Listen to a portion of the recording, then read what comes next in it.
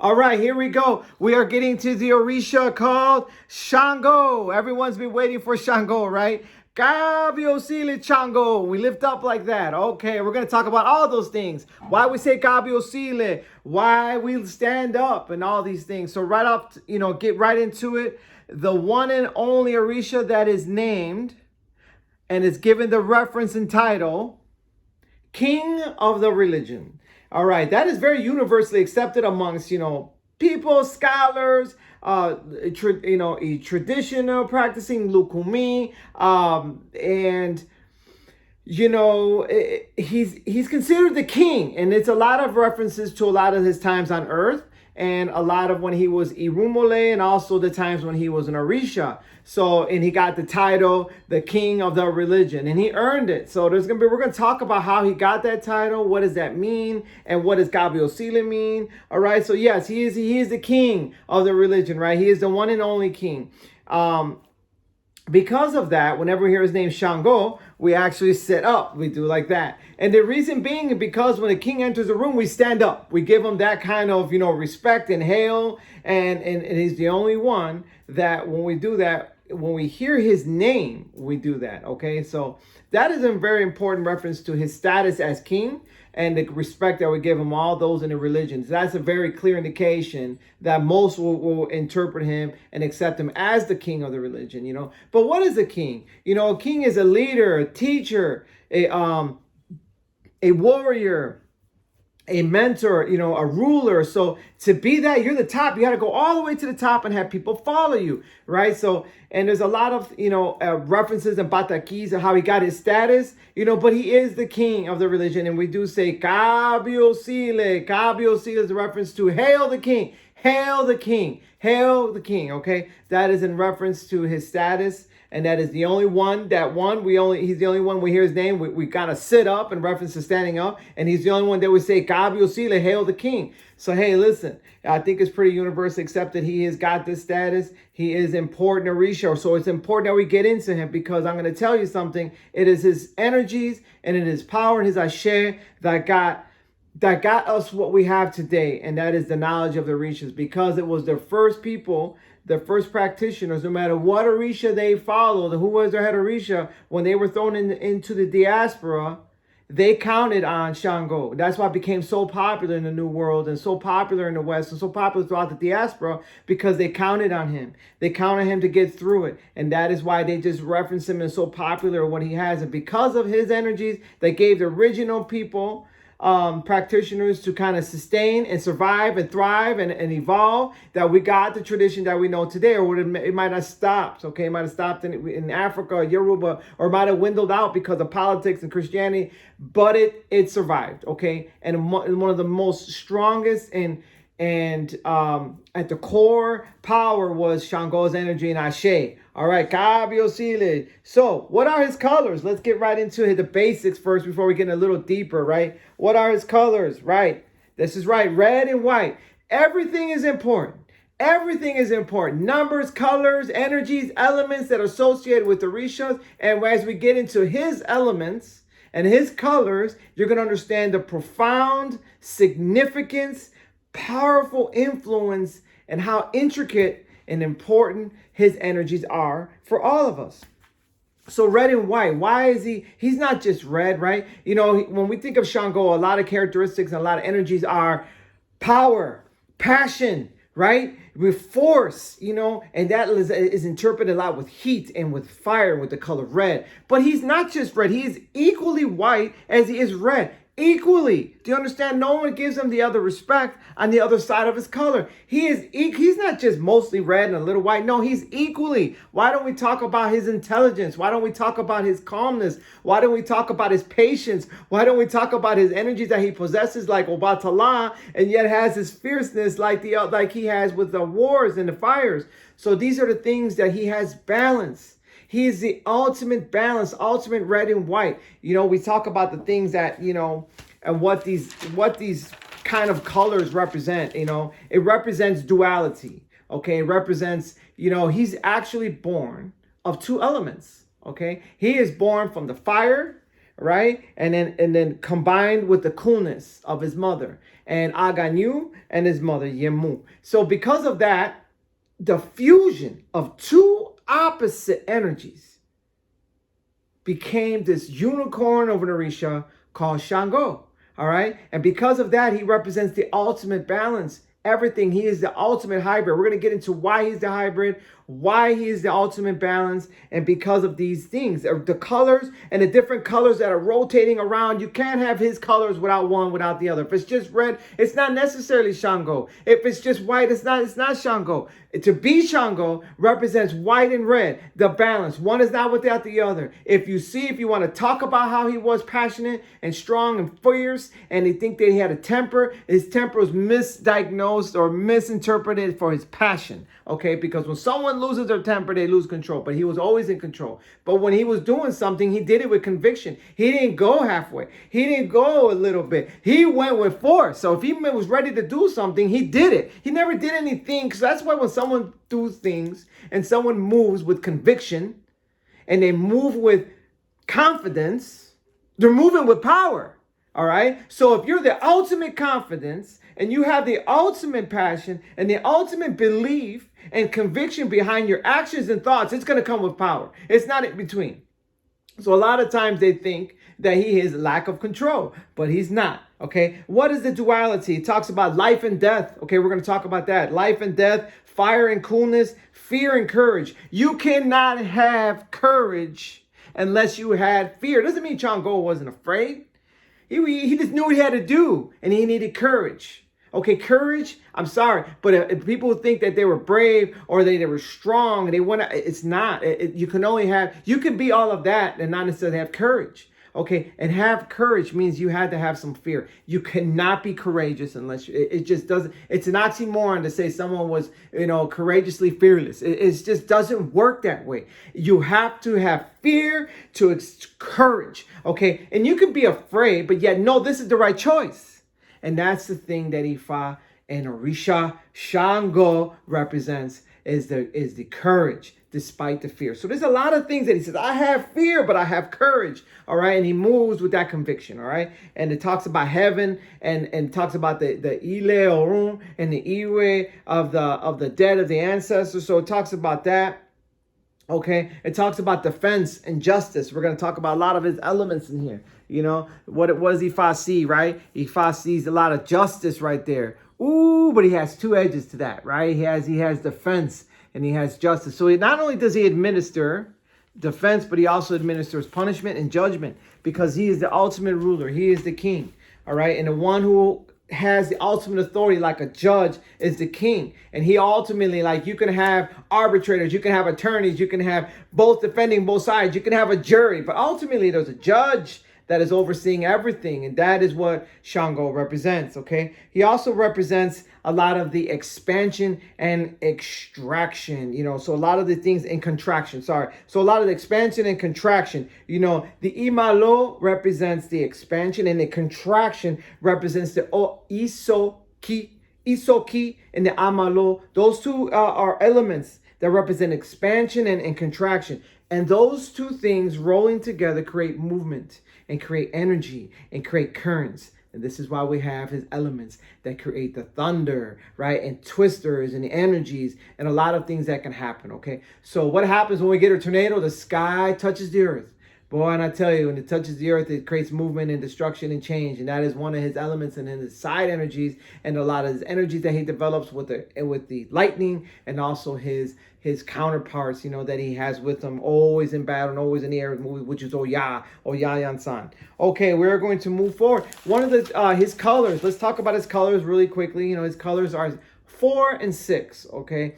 Ultimately, 6 is probably the correct term because whenever we do things for him, we're trying to give him things of 6. If we give him his fruits and adimu, which get into that, which is apples, red apples, and green plantains, not just bananas, yellows or browns. They have to be and they should be green. And the greener the better. And the bigger the better. They're called plátano macho if you go into some of the stores.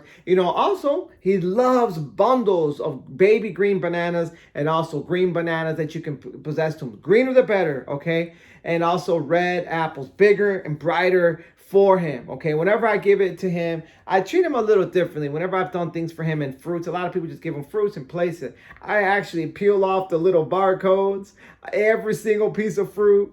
I wash him a little bit, and then I present it to him. That's just me, because he's royalty, and we want to treat him like that, and everything has to be, impeculous. So one of the things that represented him is that he is known to be, a lot of times he was thought, because he was so handsome, he represented the quintessential being. He was robust, he was muscular, and yet he had great handsome features, and his hair is said to be, the original talks and stories passed down through Africa, that they were braided. But the thing about his is that there was not one braid lock not out of place.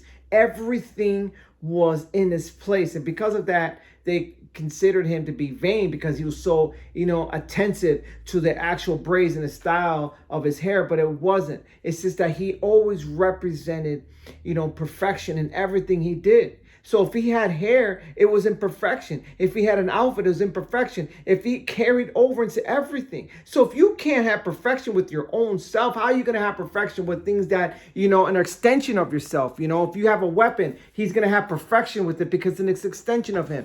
If he has, tools or tails or things like that, these are going to be extensions of him. So you need to have this kind of standards for yourself, and he had it for himself, and he was always representing himself, okay? And he knew that. So that's the thing behind, Sango, a lot of misconceptions about him, because he was handsome. Oh, he must have been a womanizer, or because he had 3 wives. But multiple wives was something that was always understood in the tradition of Africa. And a lot of times having multiple wives was something because you would take them in to help them. You would take them in to support them. Yes, I can take in another wife. That is sometimes part of the culture and a lot of the things. Everybody was understood. It was never in secret, like he was married to Oba legally and then secretly being with Oya. It was a thing that they had a dynamics of all these energies played into different parts. And everybody has different patakis with each other. So one of the things, and then it was his mother Yemoja that taught him the respect. That's one of my favorite patakis. We could talk about that a little bit later. But as he was getting an adolescent, now the thing is that Yemoja, so things about Sango. There's so many variant patakis. He's, what does he represent? Let me tell you about pataki. First of all, let me tell you some information about Sango. He was a product of infidelity. He was given up for adoption. He was pretty much given up from his mother Yemu, and to be raised by Yemiya, and pretty much adopted by Obatala. Wanted to call him and raise him, decided to call him his own son. So he didn't have all the best life and everything else. He had to deal with all of that, and he realized that later in life when he started finding out the truth, and he got very angry and he got very distraught. So you have to understand what he went through, and yet still was able to rise to be king and do all the things that he was able to do. He didn't say my life was this and have resent and have regret and have blame. He actually proved and moved forward. So, one of the things that I do want to talk about is how he was born. Let's talk about that. So the Orisha Yemu was, at this time, she was married, and she was considered to be very, very beautiful. And she was a water Orisha, okay? And she was extremely beautiful and wise. And she ran into, she used to know that Aganyu, which is the owner of the volcanoes and owner of the heat and the fire that comes from the earth. There's nothing more powerful than that.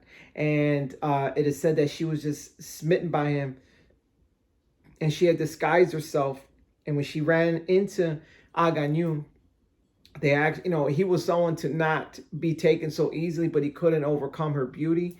And they ended up having relations, and they had a child, and the child was born. And the child was born to be so, so beautiful. But he didn't take the normal time that Sango came very, very fast in time. Didn't take 9 months. It said that he came almost very instantly when he was born. Yemu didn't want to have to go back to her husband with a child and kind of expose what had happened. So she ended up giving the child to Yemoja to raise. And Yemoja talked into Obatala, and Obatala took him in, and they took him in to raise him. And they wanted to keep it a secret until Shango became older. But that is the energy that Shango was born from, which was the heat of the earth, with the cool waters of the earth, and he was born. So to understand what he represents are both elements, okay? And he represents that. So actually, because of that, he has fire and he has rain, right? He has the coolness. So when that hit, a chemical reaction creates a steam, a combustion, right? And the steam rises and it creates humidity, it creates moisture, and it went into the sky and it went into the earth and it goes into the clouds and it creates condensation, precipitation, it creates the rain, right? And then the wind, and it's not just rain, he has all the other energies. If it was just water, it'd be one thing, but he came in with strength and fire and heat and all these energies create lightning and electricity. So there's a lot of things that he represents, so that's a thing that Shango, you have to understand, and I want to keep referencing him and what he is. So Shango, moving forward, the energies that he was born from and the life he had to live, and then when he came about finding out his own father was not his father, he went in search. And he wanted to know. So Yemu said, listen, I understand you need to know, and I'm ready for you to go. He was an adolescent. And he says, listen, Aganyu, this Orisha represents the fire of the earth. He has anger, and he represents all that is fire and strength. And Yemu said, I'm going to give you something so you will actually be immune to the powers that he's going to possess, because he's going to come with rage and he's going to come with anger. So one of the things that she did, she gave him this. And this Bataki, she gave him it to confront his own father. And so when he went and confronted Aganyu was angry and he was upset, and he was angry, and he tried to smolder Shango with fire, because I don't have any children. And he went ahead and he goes, you're a liar, you're defiling Yemu. And I know this lady, because again, she came as a disguise when they were there. And he engulfed him with the flames, but Shango stood like this without fear, and he knew that he couldn't be hurt by it because his mother had blessed him. And then he tried to burn him again. He tried to hit him and he tried to pounce on him. And Shango was not blemished from his body. And he started looking at him. As he got closer, he saw that Shango had a physique. He had a lot of his features, because Aganyu was considered to be strong and robust. And then the fact that he was immune to all the fires and things and dangers he tried to put upon him, he realized that was his son, and he embraced him. But they ended up having to go separate ways. But Shango confronted his father. Shango went to confront where he was born, and Aganyu had to accept him. So this is some of the things that Shango had to make peace with. He had to know where he came from. And when he saw where he came from, he was only about Yemu and Yemaya and Obatala. He was living in the white. But when he saw the power that Aganyu, that he's naturally born with, and the power and the potential, came this magnificent unicorn of an Orisha that was birthed of both the coolness, the whiteness, and the calmness, and the rage, and the fire, and the power, and the passion, and the heat of Aganyu. And here we go with Shango. Okay, constantly moving, constantly creating force and life. Because when all the rain comes down, right? When all the rain comes down, it gives everything life. We can't have life without water. So these are the things that Shango provides, life, So that's the things that Ifa is referencing to Shango. All right. Also, there's a couple, there's a lot of things that as Shango was growing up with his mother Yemiya, he had a brother in that household. He had a brother and that he grew up with, his name was Ogun. And Ogun, went into a facet of mind that was almost uncontrollable, and he was, very, he did things that were very illicit, and it said in multiple patakis and multiple versions that he actually defiled and was having incest with his mother against her will. And Shango had found out about it. Everything was exposed on Aganyu. With Ogun. But Shango never forgot. He was young when this was happening. And luckily, it didn't find out later in his life. But it's due to that.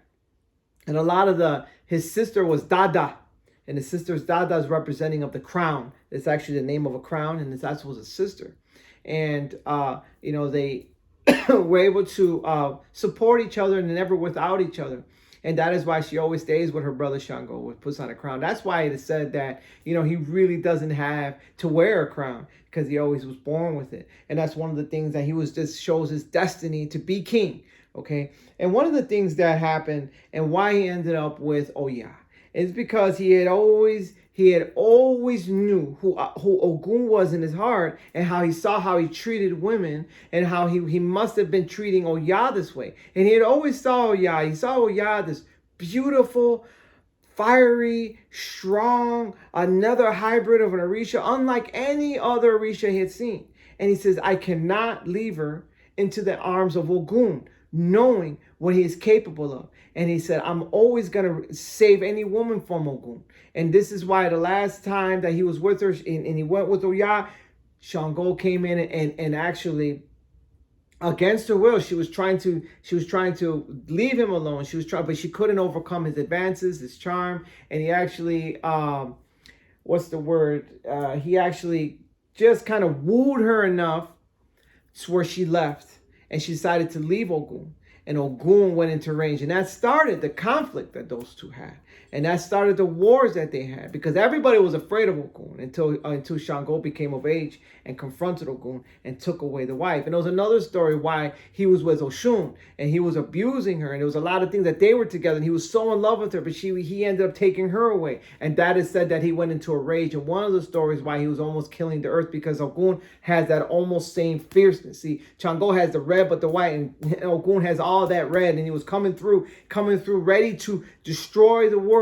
Nobody was able to save it. Like, wow, nobody, until Oshun went in there with the honey and pulled them out into kind of sanity. So it shows a lot what the honey can do, but also how she always went back into the arms of Shango in this story. So a lot of things that are happening, and why he ended up with certain people in his life, and how he ended up with Oya, and why he ended up with Oya. It was out of the disgrace that Ogun did and saving her from a lot of disrespect and harm and abuse that he didn't want her to go through. So one of the things that, let's get into animals. One of the things that is sacred to Shango is the ram. That's it. You hear in Spanish, canero, a male ram. And you hear it in Yoruba, abo, A-B-O is abo. And that's a thing that is his four-legged animal, okay? And the skull is what he represents and walks around with and has in reference to a lot of the things that represent Shango, is that animal. Also quails. It is said quails is one of his quintessential birds because it represents the disguise, okay? It represents the disguise and stealth. That's how quails, aquado is the name. How they survive in the wild is that they're very stealthy and they're very low to the ground, and that's how they survive. And that's one of the things that was in quintessential with Shango, and the energies that represent his stealth. He has the ram, right? He has roosters as well, and he has the quails. It's very sweet to Shango. Also, the turtles is representing his sexuality and his virility. Okay, he has hormones and he has testosterone and he has all the things that males should have. And it's this thing that he always have. In fact, there's a secret a lot of times when Shango is given a turtle, after its head is removed and all the blood is let out, they pour some red wine in it and they drink it. And it is said to give you the power and virility of Shango. So those are some of the things. I have never done it, never will, because of the, the health effects that can come with drinking blood. But that is something that old school people would do, okay? Also, these are the things, and a lot of times, let me talk about the disguise, what Shango. There's a couple of patakis where there was a pataki where he dressed up like a woman, okay? There was a pataki where once he was with Oya wanted to keep him, and he knew that he was afraid of Iku, which we're going to talk about that before. There's this death was standing at the door, and Shango was in the house, and she was, wanted to keep him. She was afraid of losing him, so she tried to get Iku to stand guard. So what was Shango? What he did was one day he put on her clothes, he put on her outfit, and he even talked like a female, and he walked like a female, and he says, Iku, everything is good. Shango's inside. And then when Iku kind of like left back a little bit and was able to walk away, Shango was able to free himself. But this whole Pataki seems kind of silly, but when they speak of Shango and they think he's just so manly and he's so egotistical, and he dressed like a woman to advance himself, to free himself. He doesn't care. At the end of the day, it wasn't about his looks. He doesn't care about sacrificing that for his own advancement and for his own saving. There's another Pataki, there's a couple of Patakis where he had to dress like a woman. It is said that Ogun, he was fighting with Ogun, and he dressed like a woman and got very close to him. When he got close to him, he was able to kill him. And it was considered like a ninja move. It was considered like a stealth move, a surprise attack. Shango did what he had to do, because every time he's fighting, every time he saw Shango, Ogun grabbed his machetes and they got to war. At this time he says, you know what, I'm going to use my intelligence. He goes, why do I have to fight all the time? There's another Pataki that talked about where Shango and Ogun were fighting. Okay, and they were fighting to like a standstill. When it comes to weaponry, Ogun and Shango were going hand for hand, and it wasn't ending until Shango actually pulled out his power of fire and burnt them to a crisp. And burnt him down, and actually not to a crisp, but he burnt him down to a mobile. And Shango was able to survive. And Ogun, one of my favorite lines that I ever Pataki, I think I read this when I was 15 years old. Ogun had asked him, he said, why did you resort to using your power of fire when we were battling hand to hand? He says, you couldn't beat me hand to hand. You didn't beat me. Why did you resort to fire? And Shango replied, because I can. Why is he going to fight a certain way for so long when he has this power? Ogun did not have it. It was his right. He said enough was enough, and he used his power. So it's one of the biggest things that it stuck with me a lot of times. You use what you have. You don't have pride. See, if Shango would have had pride, an ego, he would have tried to fight him all the way that way. At the end of the day, he used what he has. And he says, because I can.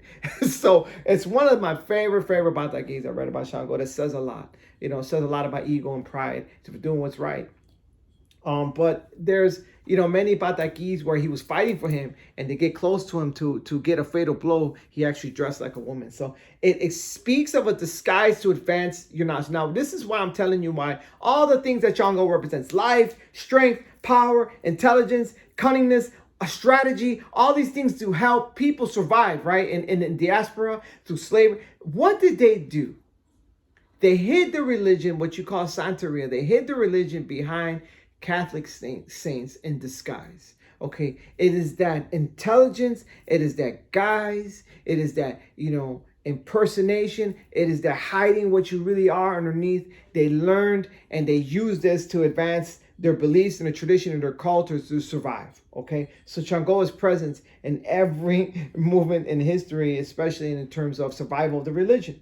Okay, one of the things that when you go through all these things, passion, courage, fear, overcoming, steadfast, truth, everything, it all represents a development to your Iwa character. Going through all these stages and all these struggles and striving to have balance, we are getting our Iwa. With our Iwa, we can develop our destiny and we get closer to God. So Shango represents all those elements that we can be confronted with and coming back into a good space. Okay, now one of the things I want to talk about Shango is another reason why he's a hybrid, in reference to why I said he was kind of fearing. Shango didn't fear anything or anything, except when it came to Iku. He gave him that respect, and that is why he was confronted with him. Because it is said that the famous Pataki of how Shango hung himself. So he hung himself. There's a lot of interpretations of why, why Shango would hang himself, or why he would do this. One, said that he was so distraught that he was attacking his enemies. He ended up harming his own family, and he went and he hung himself. There was a lot of Patakis and stories that interpretations of why the hanging was in reference to an honor of God, why he did it in order to kind of elevate to another status. Needless to say, what is very popular is that he did. And it says the first person to find him hanging by his famous Iroko tree or Seiba tree was Oya. And it said that Oya was there because she knew what he had to do. She was privy to the thing that he was going to do, and she wanted to help him transition into the underworld. And so he did. And when he was there, he didn't realize what he did. So whether or not he hung himself out of anger, out of just passion, out of distraught, he ended up hanging himself and being confronted in the underworld of humans. Because the only way this Orisha was never going to be overcome by any man, he was he was immortal, but he took his own, by taking his own life was the only way that he can incur death on him. But when he did that, he didn't just die. If other Orishas died, they'd go to heaven and live amongst, all the primordials, Irumoles. But the fact that he took his own life, he put himself in the depths of Iku with all the Eguns. All right, and at that moment, when he was Orisha, he became Egun, and he was in the realms of the dead, and he saw Iku, and he knew in that world, he was vulnerable. In this world, and in the world that he lived in, Iku could come there, and he wasn't afraid. He wasn't afraid of anything, but he was in a different world. And in that world, Iku made Shango vulnerable, and he felt fear for the first time.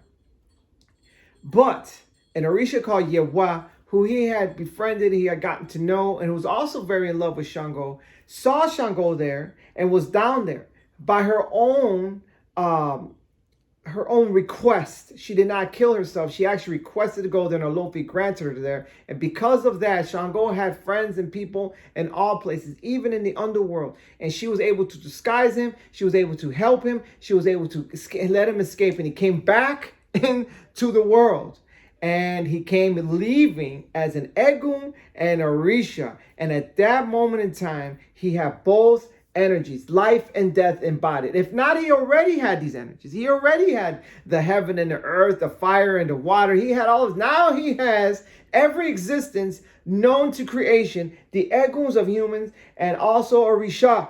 And this is why he came into this place, and all of them were rejoicing. They were still rejoicing because he wasn't down there long. They were rejoicing. They were happy. They were so ecstatic that they thought the king is dead. We overcame him. We made him hang himself. And when Shango came and started doing thunder and lightning and started killing them, they all started realizing, wait, Obakoso, the king is not dead. So when you hear the Obakoso, that is saying the king is not dead. That is, and they say, hail the king. And every time you hear thunder and lightning, they say the king is not dead. He cannot die. It is how you're going to kill someone who's dead already. It's like, the double jeopardy kind of rule in life. At the end of the day, he is now immortal on both ends of the world, on both ends of existence. And he came into the world, but he has Egun with him. So he represents, a lot of times he represents the Egun because he did go down to the end of the world by killing himself. So a lot of times it talks about a sacrifice that he did. The ultimate sacrifice is to kill yourself. There's a lot of versions behind it, but at the end of the day, he didn't stay there long. He was resurrected, which represents a lot of things that he has. And the term you hear, Obakoso, represents the king is not dead. Okay? And that is some of the few batakis in reference to Shango, but I wanted to give some information on him, his energies, his numbers, his colors, and overcoming a lot of the misconceptions. One of my favorite batakis is about him is that, when he was an adolescent, he started getting a lot of attention as he started to become a man. And Yemaya, who was raising him, starting to see that he was starting to get a little arrogant and still feeling a little happy with all his attention because he didn't know what this was all about. And she didn't like his attitude. She wanted to have a conversation with him. And she took him out on the boats, on her waters, on the oceans. Now, mind you, Shango is the power of fire, and he represents that heat, and he forgot, where he came from on the other part. And he was sitting there, he's going on a boat, and Yemaya is taking him further and further, and he's getting deeper and deeper into the oceans. He starts getting a little unsettled, and he starts getting a little worried. And all of a sudden, the waves are getting high, and the boat's going like this, and the boat's going high, and the waves are getting deeper, and he's seeing these huge 30-foot waves come, and he's screaming at his mom, Yemaya, is sitting there with ease, and she says, you see how in control I am? This is my energy. And I'm a feminine energy. And she says, do you feel fear in front of me? Do you feel respect for this energy here? And the waters are coming down. He goes, yes, yeah, I do. She says, never, ever forget this feeling. And never, ever forget your mother when you're in front of a woman. And because of that, she taught him how to respect and how to honor his counterpart and counter energies. Okay, and because of that, he was very successful. And a lot of other batakis and a lot of things that are happening, a lot of misconceptions. But when it comes to Shango, he represents that balance and the truth and the ultimate warrior, and a warrior to overcome his own self, which was ego, pride, and everything else. And he was able to kill himself, because he didn't like what he had done in actions, they said, and so on his patakis, and the ultimate sacrifice. But because of his ultimate destiny, that God saw a pattern for him, and ultimate faith and goodness that he showed to females, and particularly Yewa, was able to save him ultimately from the depths of Iku, which made him at this point invincible. Okay? All right. This is a good start for Sango. I think that is a good a start and a good message and a part that we have. We'll go 2 parts if we need to. There are more questions that get in, and how to crown and what it means to crown and all these other things in the paths of Sango and all these other things that have. Mind you, there's only one path for Sango. He's only one. He's only king. There are no paths to Sango. He's not like other Orishas that have different paths. He is just one, the king. Okay? All right. We can talk about some other things and how he was, that talks about the choice. There's a pataki which when him and Arumila had each other's gifts and other things, but we'll save that for another video. Okay? He is the ultimate diviner because he was born with the natural gift to divine. Okay, so, but with that being said, I'm going to end this video. We're around 35 minutes, so I want to keep it kind of short. Kabiosili Chango!